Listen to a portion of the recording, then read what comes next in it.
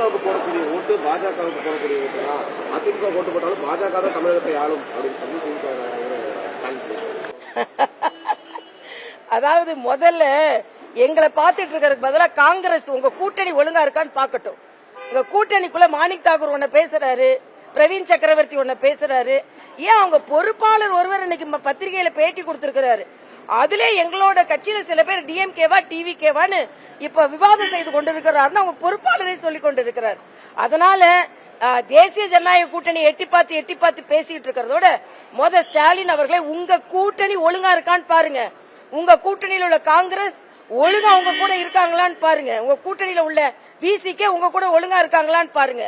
அதனால இன்றைய காலகட்டத்தில் நான் தெளிவா சொல்கிறேன், தேசிய ஜனநாயக கூட்டணி பலம் பெற்று வருகிறது. இண்டி கூட்டணி வெலவெலத்து போயிருக்கிறது. அதற்கு சமீபத்திய நிகழ்வுகள் ஒரு சான்று.